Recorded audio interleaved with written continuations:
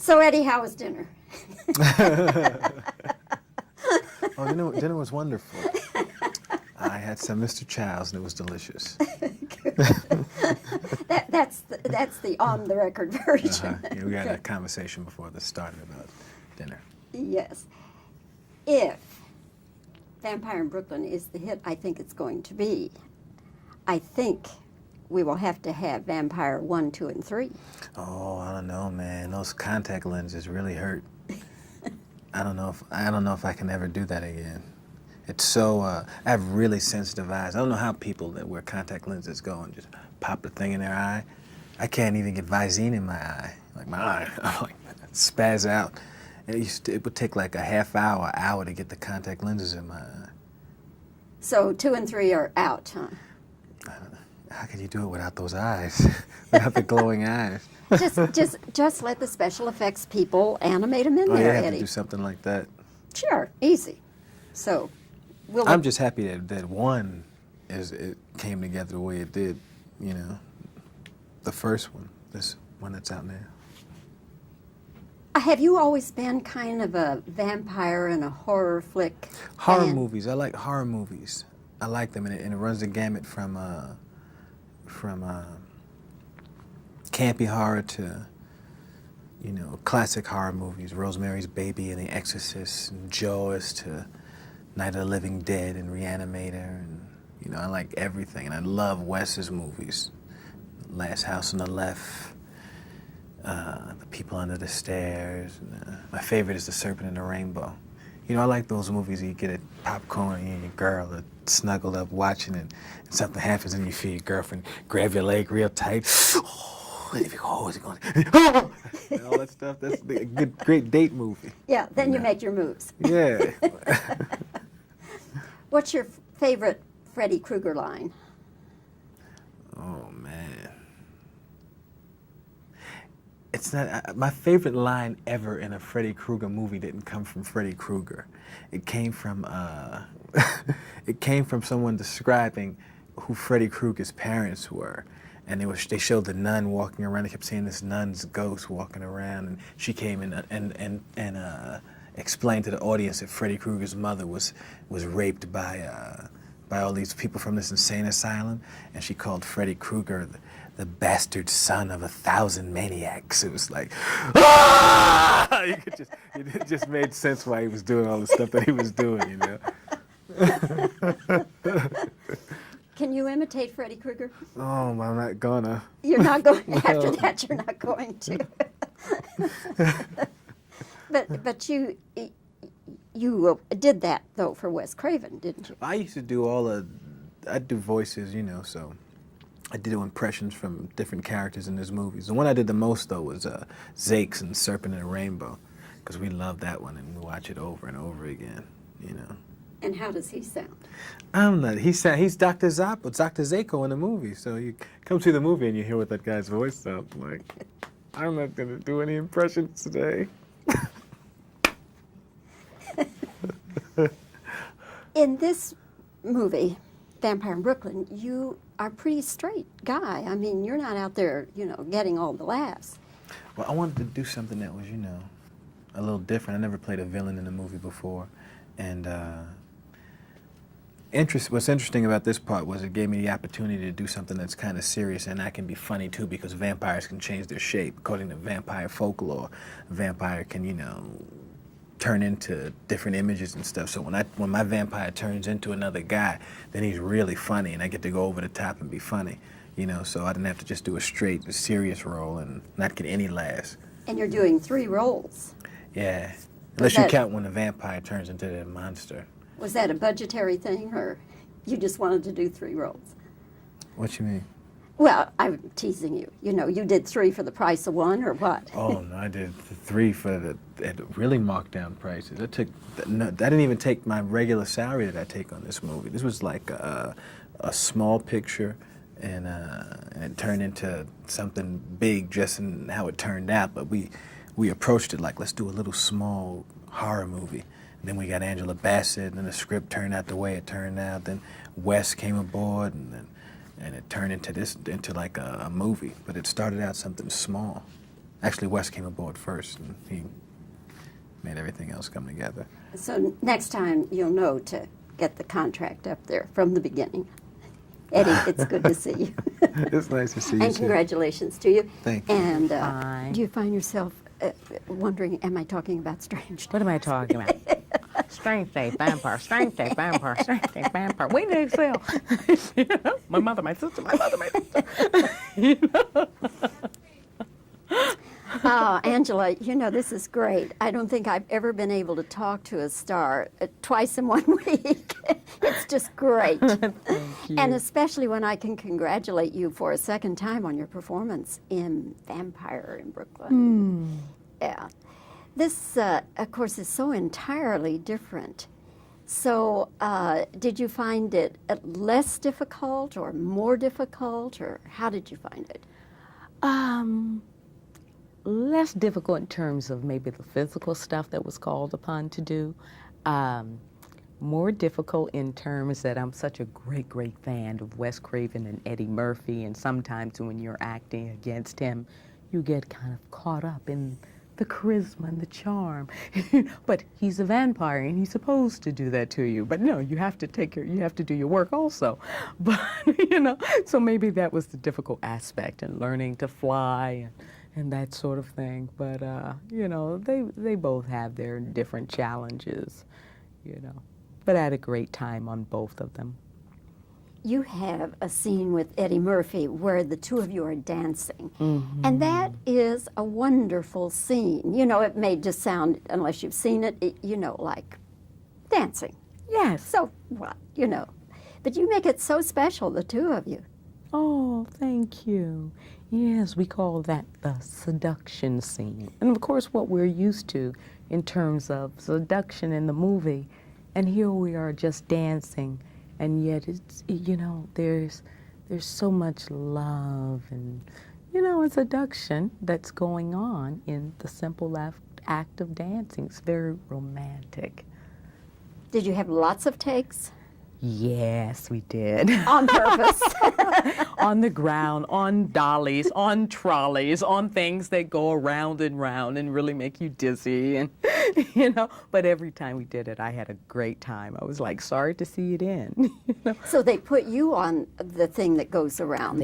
You're stationary on the thing. We're stationary, and it's sort of a circle, and the camera's in the middle, and it goes around, and the camera goes around, and it's supposed to, you know, give you a sense of what's going on in my head, that I'm being, you know, that this dizzying effect. And I actually am dizzy. You know?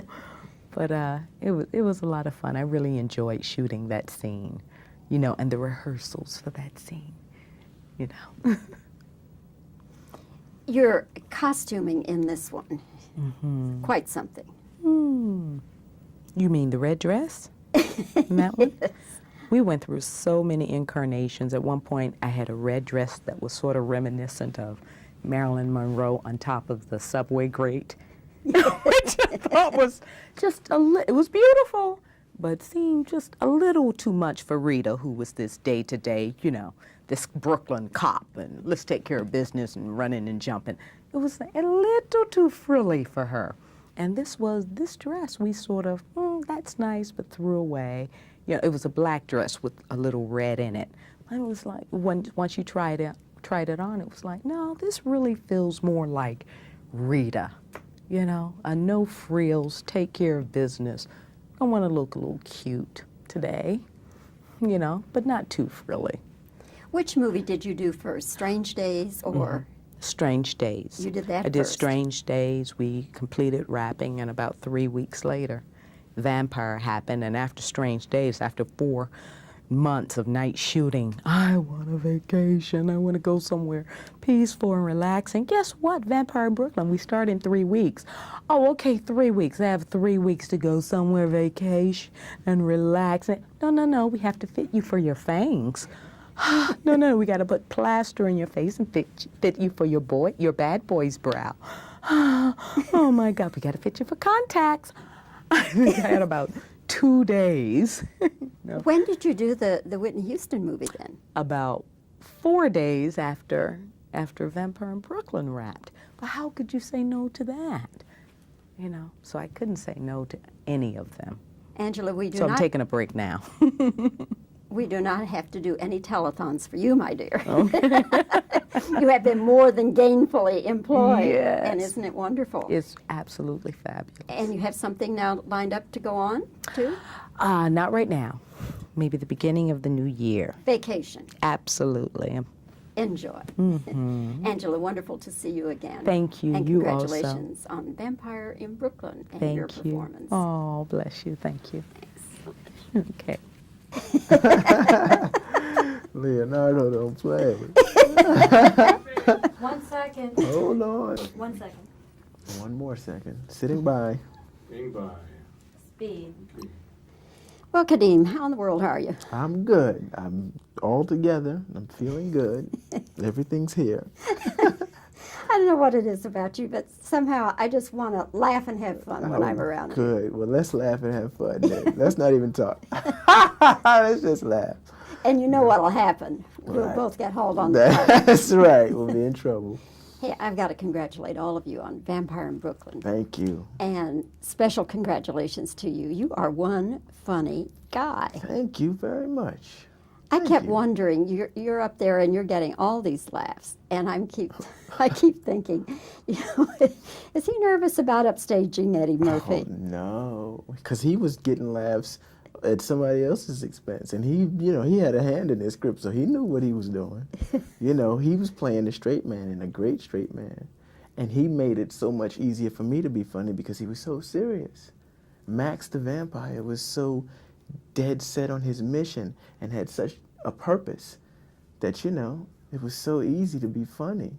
I mean, when the guy is straight all the time, then you don't even have to work that hard to make everybody laugh because they're not getting anything from this guy. He's not even going to give you anything to laugh at, and then you get it all from this one source.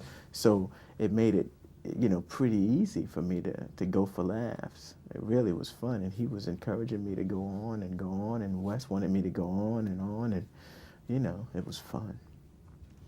Kadeem, when you were a kid, who were your movie heroes? Eddie Murphy.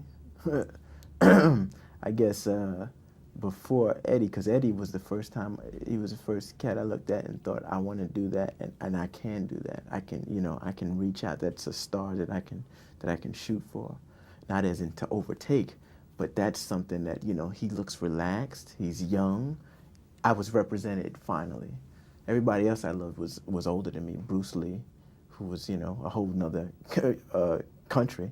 Muhammad Ali, Spider-Man. Those were my kind of heroes back in the day. But Eddie was somebody who was really close, who I felt like, yeah, that's obtainable, and that's how you do it. And I gotta watch him to see how he does it so that I can copy and do it like that. What was the first time you ever saw him? Saturday Night Live. Ah, yes. Yeah, I was sitting there like this, and he was killing me. He was killing everybody. He was killing the whole world. What was your favorite? I'd say Mr. Robinson's Neighborhood was my favorite. I liked that the best. Whenever he would sneak in and say, tomorrow, and he would sing his little song, and he put on his Pumas, because I always wore Pumas.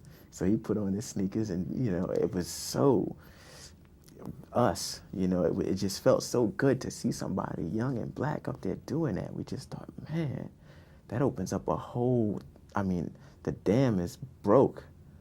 We should just rush this spot. Look he cracked the dam. We can all get in now. And you see that there's lots of young talent coming up. And you ask them all who some of their major influences are, and he would be, in the top 3 of everybody's list, because it's what we saw and what we wanted to be. It was like, yeah, finally, I see something that represents me. Now, when you're doing a scene with Eddie Murphy and all this comes back to you of how he was your hero and your inspiration, do you kind of just think, wow, pinch yourself? It doesn't come back during the scene. it never came back while we were working, but while we would rehearse, while we'd sit in his trailer, or if we would just sit and talk and laugh, or we'd talk about the OJ thing, or whatever was going on at the time, then it would come back to me, and I was thinking, man, I dreamed this. I remember going to sleep at 17 and having a dream that we were sitting together talking, acting like friends. And look, and no, I wouldn't say that to him. You know, I used to dream about you. I never got there. But, which I can tell all of y'all. I can tell everybody else. But, you know, we never had that kind of conversation. But I just know it. And yes, definitely had to pinch myself and go, wow, what a life. What a fun job to do. You know, I've had some really great experiences in this business. And this is probably one of the best by far. Getting a chance to come out and show and do this, and to have him go, you be funny, I'll be serious. Like, no problem.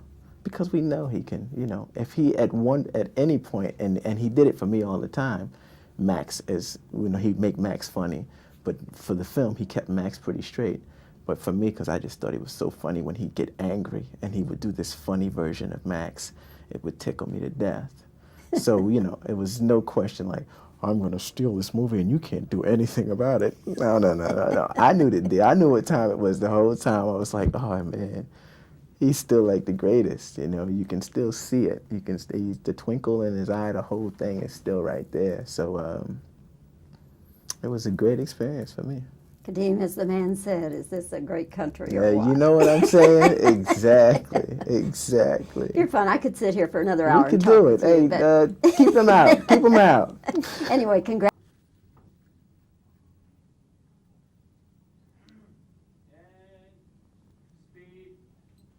Well, Alan, I just found out something about you. You're a basketball fan. Yes. Used to play the game?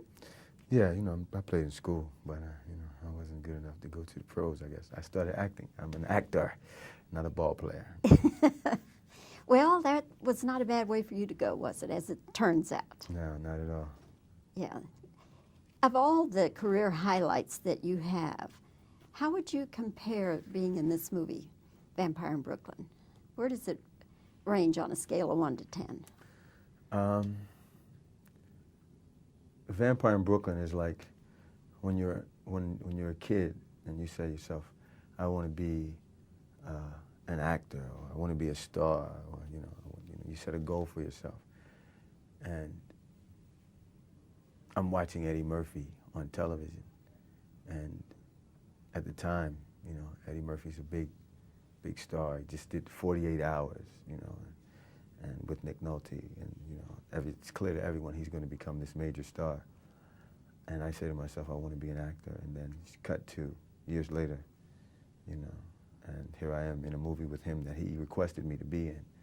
You know, it makes you feel good about yourself and about the choice that you made. Doesn't get much better than that, does it? I could wind up where he's at, and that would be a little better than right. You know? At least your bank account would be happier, wouldn't it? Yes, absolutely. But it's one thing, Alan, to sit and watch someone and think, I'd like to be like that. I want to do what that person does. And it's quite something else to make it happen. So how did you make it happen? God blessed me. You know, without him, I wouldn't have been able to do it. It's hard work, perseverance, belief in myself. But you had to make that first move. What was the first move you made? To go to school. I went to school, studied it for a few years, a couple of years.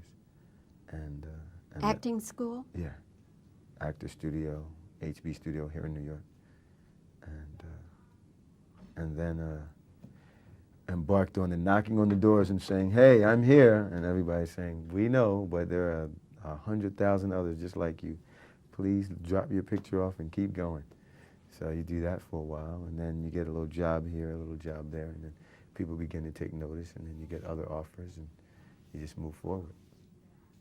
Did you have to take other jobs, menial jobs in the meanwhile? No, I worked. You know, I did commercials. You know, I did things like that while I, you know, was going on auditions for soap operas and episodic television. I was doing all that. You know, I was auditioning for like things like Spencer for Hire and Hawk and shooting a commercial, you know. So, and then you gradually, people start to say, okay, well, he's good enough to be in a movie. Because at first they go, well, he's raw. They don't really want to put you in a movie right away. They say, you know. the great thing for me is that living in LA now, I'm really fortunate that I got my training and I started off here in New York as opposed to LA, because people just go to LA because they think they can be stars, really having no real concept of what acting is really about, you know. So they don't really build themselves up. They don't build their character, build up their craft. They're just there thinking, just with hopes and dreams, you know. At least when you start off here in New York, you do theater, you have technique, you've been trained, you know, you've got something under your belt, so that when you move to LA or you move into a film, at least, you know, you have something to rely on. If nothing other than the fact that no one else out there is studying or is trained. So when you go into a meeting and they say, well, have you trained? And you say, yeah, in New York, at this place and that place, so they have a certain respect for you. Did you ever tell Eddie how you feel about him and how much of an inspiration he was to you? No. Would you be embarrassed? No, no. There was an article, a little thing on me in Movie Line magazine, and they mentioned it. I'm sure he saw it. I'm sure someone showed it to him. And he said, well, he probably said, wow, that's nice. Because we're friends. We were friends before we worked together. So, which is, I'm sure, why he said, yo, I want Al to be in my movie. So, I wondered, I thought, when I saw the thing in Movie Line, I was like, I wonder if somebody showed this to Eddie. Yeah. But, you know, that'll just be the beginning of all kinds of things that'll be written about you. And do you get upset with the press when they write things that you wish they wouldn't? You know going in, you know, that there's a possibility that this may not be exactly what you want it to be. That's why I appreciate this kind of interview, you know, television interviews, because, you know, you say it. I mean, they can cut certain things out, but, you know, they can't say that you said something that you didn't say. Or we cannot say he scowled and said when he didn't scowl at all. Right. You know, yeah. I'm glad you recognize that. That's an ongoing thing I've done through the years, is to point that out when I have to. Well, Alan, it's nice to see you, and congratulations to you. And I think that Vampire in Brooklyn will be a big hit for all of you. Thank you. And Thank thanks you very for your much. time. Thank you, Bobby. Enjoyed it. Right, for sure. Bobby Wygant, Dallas, for all the NBC stations. Wes, it is nice to talk with you again. Good to see you, Bobby. And, you know, it's always good to talk with somebody when you know they have a movie that's going to do well. Vampire in Brooklyn. From your lips to God's ears. I just said to Eddie a few minutes ago, I said, you know, it just has like Vampire 1, Vampire 2, Vampire 3, like Beverly Hills Cop. He says, no, he couldn't stand in that context that many times. Right. But could you stand it? Gee, I don't know. You know, I thought that there is, a lot of the characters in this could come back for more story, because they turned out to be so rich and so full of possibilities for different situations. Sure, I could stand it, yeah. Make me an offer. Eddie is kind of doing a different thing this time in that, while he does have some humor that is his, most of the humor, I would say, comes from other characters, doesn't it? Was he ever tempted to, you know, kind of beef up the humor of his role? No, you know, I was, but he really wanted to do a serious role. I mean, as you know, he goes into two other characters in the film that are incredibly funny or wild, but his central character of Maximilian the Vampire, he wanted to play straight. He wanted this to be a true villain and somebody that people would take seriously and be afraid of, and, you know, would be a true vampire. So he was very, very disciplined with not letting him go too far. You know, he occasionally will say something that is wickedly funny, but he never starts doing shtick. Is this really the first comedy film or humorous film that you've done? Yes, I mean, in some of the Twilight Zones I did comedies, but this is the first feature film that I've been allowed to go out and do, you know, a whole bunch of scenes that are set out to be funny and are funny. Yeah, it was a big thrill for me, a big treat. Is it true that dying is easy, comedy is hard? And it's easy to die when you're doing comedy too, I tell you. Yeah, right. You know, they're kind of similar. I mean, things that scare you and things that make you laugh are very close in their nature. So a lot of the skills of scaring people are the same skills used to make them laugh. you know, the surprise, the building up of tension, the coming out of left field with the punchline, or, you know, the release is very similar. So I found it was a very natural thing to switch over into doing. You wrote comedy, did you, when Mm-hmm. you were much younger?